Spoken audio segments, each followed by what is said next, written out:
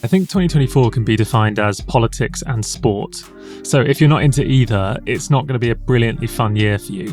But about 50% of the world's population are going to go to the polls this year. A number of countries already have. Obviously, we've got the US election in Q3. We've got a presumed UK election. We've got India, Pakistan, Russia, Korea. Basically, it feels like everywhere in the world is going to vote this year. So it's a huge, huge year for politics. And that obviously has massive ramifications for clients. That's Joe McDonnell, WGSN's Director of Insight, talking about how election fever will grip the globe in 2024. I'm your host, Bethan Ryder, Editorial Director of WGSN, and you're listening to Create Tomorrow. So we often forecast up to 10 years ahead for our clients, but in this WGSN episode, we're going to be a little more current and throw our spotlight on 2024. Applying parts of our STEPIC methodology, Joe and I will take a look at politics and discuss what it means to have so many elections globally. Plus, under the topic of creativity, we take a look at entertainment, from the movie Gladiator to Glastonbury Festival. We'll update you on the biggest events that offer brand opportunities in 2024. And even if you're not part of a brand, you might just find out what you can look forward to yourself from a personal perspective. So, Joe, welcome to the podcast. Just then, we heard you telling us that this year will be a big year in politics. And what will that actually mean to us, consumers and brands? Well, it's interesting because obviously politics and voting is hugely important. So, we want to stress that. But from a consumer perspective, it presents quite a lot of uncertainty. So I'm sure when people think back to elections that they voted in within the country that it's happening, it completely dominates the discussions across the press. It's kind of the leading item on news across the week. It's the water cooler chat. It is, hugely, hugely important. And then if you're the US, it dominates the rest of the world as well. As we ramp up to the US election, there'll be more and more coverage about what's happening in the US and the implications. So from a consumer perspective, generally speaking, it dominates conversations. People tend to get a little bit fed up with it, especially in the run-up to actual election day. It presents quite a lot of uncertainty for businesses as well, depending on which party gets into power. It can result in exchange rate fluctuations. So if you're a business, importing, exporting, it can result in a massive fluctuation. We saw that in the UK with Liz Truss last year, huge drops in the value of the pound. And that has real implications to businesses. Supply chain disruption as well, depending on which party gets in.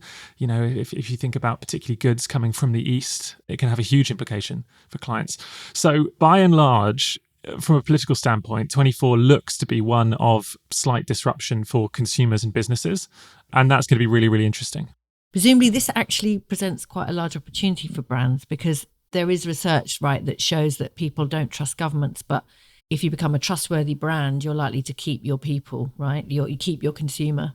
Yeah, definitely. And if you're interested in exploring that more, obviously the Edelman Trust Barometer survey that has been running for the better part of 20 years really tracks that over a very long period of time and shows the steady decline in trust in institutions, governments, the kind of more fluctuating but upwards increase in trust for brands and businesses as well. Consumers looking towards businesses to solve problems. Now, I think at a really, really practical level, this year presents quite a lot of uncertainty because of all the things that we know have been rumbling away in the past, things like climate change, cost of living, obviously the political element as well. So there is a space for brands to provide certainty, safety, security to support their customers. So this is things like if you were thinking about increasing pricing in 24, maybe don't, maybe keep it consistent and have that as a marketing hook. We understand the challenges that people face. We're going to keep prices consistent this year. If you do have to raise prices, doing it in a transparent way and explaining why that is happening also helps consumers understand a little bit more. You could even go as far as to offer discounts, loyalty discounts, and then anything in the health and wellness space. Anything we talk about restorative nesting, people spending time in their home, making their home a comfortable space. But anything that helps give consumers peace of mind, helps them find balance, all of this is really, really important. Yeah, so offering stability and reassurance. Let's go away from the doom and gloom, or slightly doom and gloom, and move to some lighter events that are happening this year. So it's a huge year for sport. I know that's one of your sort of favourite topics as well, Joe. Yeah, absolutely. So obviously we've got the big one. We've got the Olympics happening in Paris across summer. So from kind of mid-July until mid-August. The Olympics is obviously fantastic for a number of reasons. It brings countries together. You get to see a whole range of different sports that you didn't even know existed. It is a huge opportunity for brands as well. All of the main sponsorships have been agreed and have been kind of signed years in advance as part of multi-year deals. But there is also a opportunity for brands to play around this space. Now, obviously, you have to be very, very careful. You can't use the Olympic logo. You can't necessarily even allude to the Olympics. But what we see around any major tournament is this thing called the participation effect, which is you start watching stuff on TV and you fancy having a bit of a go at it. In the UK, we see it every single year with Wimbledon. The 2 weeks at the end of July, June, when Wimbledon is on, everyone just becomes obsessed with tennis. We have screens across the UK that play it in kind of public places. And as a result, for the next couple of months, you cannot book a tennis court because everyone suddenly remembers how much they enjoy playing tennis with their friends and going out afterwards and things. So the Olympics represents that, but on numerous fronts. So, I'm not necessarily saying that everyone's going to go out and try javelin or shot put, but it will help consumers fall in love with the sports that they already have done or, have experimented with in the past, or encourage them to try something new as well. So there's a lot of opportunity here. And have you seen some brilliant ways in the past that come to mind of people that have maybe tapped in to the Olympics in maybe an unusual way or an exciting, pioneering way? I know you say they can't use the logo, but there must be some other ways. Yeah, brands get very, very creative around it. And, it's the same for any major sporting event, actually. Playing around the fringes is super important, trying to capture that participation effect. I think the best example I've seen recently is not from the Olympics, but it is just a fantastic, fantastic execution. And that is the French Women's Football Federation and Orange, the telecoms network, did a fantastic campaign for the Women's World Cup last year. And I think it's just a brilliant execution. It's playing on a lot of themes that we talk about at WGSN, from a tech all the way through to an identity space. And do go and check it out. Absolutely. Sport is such a great unifier. I'm really excited about the new sports. Obviously, the Olympics is looking at capturing audiences that perhaps are younger and wouldn't normally watch it. And I'm just thrilled about some of the new sports this year. I think breakdancing, it's going to be one which is just, to me, that'll just bring all the 80s back. And I'm just really thrilled about that. What are the other new sports that will be coming in? So we've got sport climbing, we've got skateboarding, we've got surfing. I must admit, I'm not an expert in any of these sports, so I don't know how they're going to be graded. I don't know how you can rank someone in kind of breakdancing ability. But I think that's part of the magic of the Olympics, is finding out and diving into sports that you don't know anything about.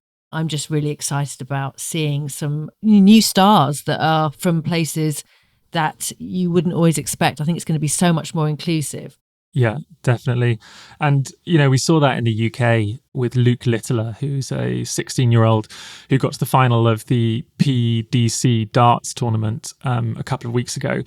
And really, it is only sport that can surface a new cultural icon like that. Because, from a brand perspective, you wouldn't necessarily select Luke Littler, age 16, to be a brand ambassador. You wouldn't necessarily select darts as a sport to kind of go after. On paper, it doesn't have as wide appeal as someone like Neymar in football. But, he's just emerged as this people's champion across the UK, and he's kind of been catapulted into stardom, into fame, and he's become this new cultural icon. And that is something that really only sport can do. So the Olympics represents a good opportunity for that, and especially with all the new sports being added. I think the other exciting thing about some of these sports is that I know that the skateboarding almost became part of the 2020 Olympics, and Letitia Buffoni, there's a lot of female, obviously champion the females, but there's a lot there that I'm excited to see. I'm excited to see, as a woman, I'm very excited to see the female contingent, the stars of tomorrow. I think it's going to be a great one. Yeah, definitely. And then obviously there's other things going on as well. So we've got the Euro football tournament happening in Germany and a few other places a little bit later in the summer. So it's a very, very big year for sport across Europe. We've also got the African Cup of Nations earlier in the year, all of the usual events, the Super Bowl in the States. The appeal of the NFL is growing internationally. Historically, it has been a real US-focused sport. It's not played that many other places, but the cultural significance of the Super Bowl is huge. The halftime show, everything around it. So come on, because I know we always get a report out literally almost as it's happening, not quite, but just after. Who is tipped to be the halftime show star this year? Do we know yet? So we're only a couple of weeks out, and I believe it's Usher. Actually, obviously it is such a huge cultural moment, and in the States in particular, even if you're not into the actual sport, American football as they call it over there, everyone tunes in for the halftime show, and it does pop up these cultural moments as well, various kind of disastrous halftime shows kind of building and destroying careers across the last 20 years or so.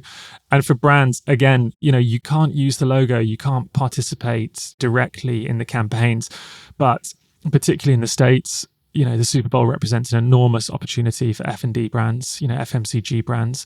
And even when you think about your social activations, playing in the fringes of the space, reusing a meme or reusing kind of language, music that's been featured, there's a real fertile ground to play there, definitely. Yeah. And I think this whole year of sport just taps into this thing that we've been tracking for such a long time, the outdoor boom, right? And which was compounded by lockdown, but even more of a chance to shine and for people to get involved in. So let's just talk about film, because last year we had this blockbuster return to cinemas after sort of such an awful time for kind of cinema and entertainment from the pandemic and lockdown. And also we've had the strike. So it's been a bit of a rocky road, but blockbuster return last year with Barbenheimer. So what's going to get us into the cinemas this year? Is there going to be another blockbuster like this that everyone will be talking about? What do you think? It's a bit of a year for sequels, prequels, franchises. So the big one from my standpoint is Gladiator 2, which is currently in the works. Paul Mescal is playing Russell Crowe's son, I believe, although there's a few scripts floating around. Paul Mescal, obviously very much a Gen Z heartthrob, hugely popular off the back of Normal People, After Sun, huge following on TikTok, memes kind of created off the back of him. So that's likely to be the main blockbuster. But we've also got Dune 2, the second part of Dune. Great, I love Dune. Yeah, fantastic. Sci-fi fantasy world, fantastic costumes. Because the story is so long, it's billed as Dune 2, but it's actually just the second half of the kind of right, okay. of the story. So it's not necessarily a sequel, it's just a continuation. Timothée Chalamet and Zendaya. You've got me already, both of those. So two more Gen Z heartthrobs as well. We've got the second Joker film, which is also starring Lady Gaga alongside Joaquin Phoenix. We've got Deadpool 3. We've got a return of The Lion King. We've got Inside Out. Inside Out's a great one, isn't it? I did read something about that Inside Out is the animation where it talks about sentiments, right? Emotions. And they've added anxiety, I believe, which is very interesting, I find. Yeah, absolutely. Very much in tune with the times, definitely. So there's a lot of, as I said, it seems like it's a bit of a year of sequels, franchises, etc. On paper, at this stage, it doesn't seem like there's anything as at the same scale as perhaps Barbenheimer and the things associated with that, the kind of massive uplift in the popularity of Pink we saw around Barbie. But then equally, we could, by Q3, Q4, we could all be wearing gladiator skirts, and that could be dominating the Halloween costumes. And I, for one, am okay with that. Any excuse to dress up as a Roman gladiator, I'm just why thinking not? of breastplates and things like that. That's hilarious. Exactly. Chainmail skirts. I wonder, will it influence fashion towards the end of the year? I can see a few looks in festivals. I can imagine that going down at a few festivals, because that's something that we also cover, right? We We actually did Festival Fashion on the podcast last year, and we send photographers to Coachella to capture things and how things are looking. So I know we've got your biggies Glastonbury, Coachella. Tickets are getting very pricey. Are people still going to go to festivals, Joe? What do you think? Yeah, definitely. I mean, Glastonbury tickets, I think they're up to about £370 now, plus a booking fee. So it is a big old chunk of money.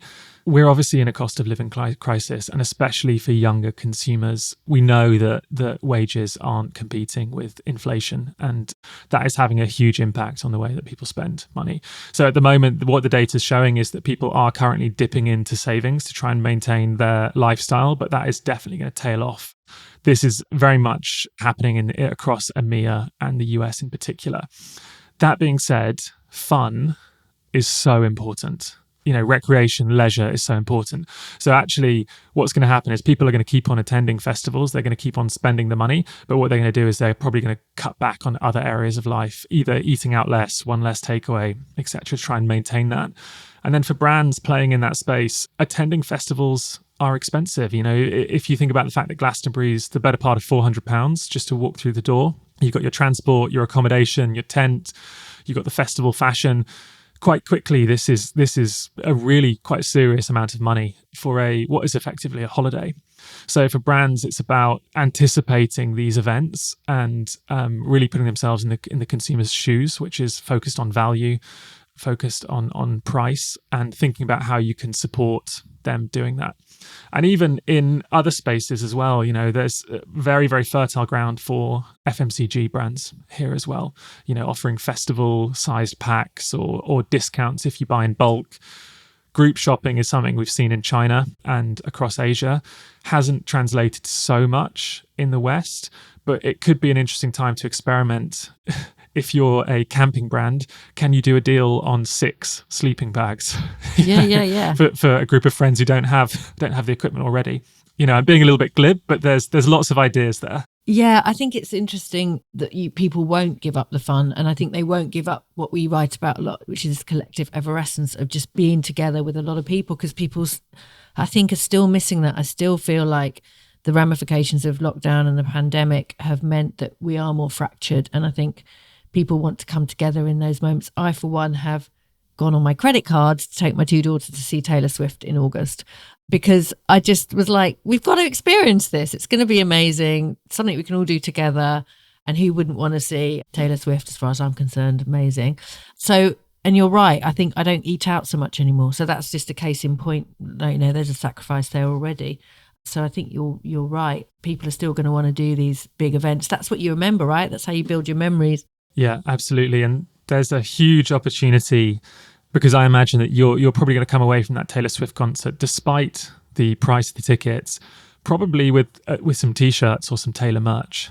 So there's a big opportunity, and we're seeing particularly Gen Z treating these events more like big ticket important events, and they want to remember them. So the importance of merch is definitely coming back. Well, yeah, I'm never forgiven. At some point in my life, my partner decided I should do a clear out, and I cleared out my Live Aid T-shirt, and I've literally never forgiven him because that might even be worth something one day. So, Joe, we've heard a lot, and I know there's a lot more covered in the report as well. We just sort of touched the surface, really. But for you personally, what's your highlight going to be for 2024? I think for me, it's got to be the Olympics, because it is just this lightning in a bottle moment where you come into the office and you're sat around the water cooler and somebody asks you if you saw the judo last night. And you didn't, but you then go and watch the highlights, and it throws up these characters, and sport captivates and dramatizes in a way that I just don't think anything else can. And I just think it's going to be brilliant, and it's really feels like the first proper Olympics since COVID. So that's it for me. What about you, Bethan? I'm quite excited, as I've said already, that I have got excited about the Olympics because of these new sports. And Damon, my partner, does a very good moonwalk. So I'm going to be grading him against the moonwalks in the breakdancing. But yeah, that, and obviously Taylor Swift. Thanks, Joe. That's been really interesting, and sort of a year ahead that's got doom and gloom a little bit, but also these moments of fun and for people. So lots of opportunities there for our clients. It's fantastic. Thank you. Thanks a lot. Thank you to my guest, Joe McDonnell, WGSN's Director of Insight, for describing the year ahead. And there's one more thing to add to your calendar for 2024, and that's our next Create Tomorrow podcast, where we'll be exploring the colour of the year and why we'll all have a crush on apricot. That episode airs on the 12th of February. If you're a WGSN subscriber, you'll find many forecasts on today's topic on our site. And if you want to find out how to subscribe, head over to WGSN.com to discover how you can get access to our service. We're constantly publishing new content focusing on how we can design a brighter, better future for all of our industries, and these now include food and drink, interiors, beauty, fashion and consumer tech. We'll be back in 2 weeks for our next episode, and in the meantime you can catch the CEO of WGSN, that's Carla Buzashi, and you can find her next week on our other podcast, Lives of Tomorrow.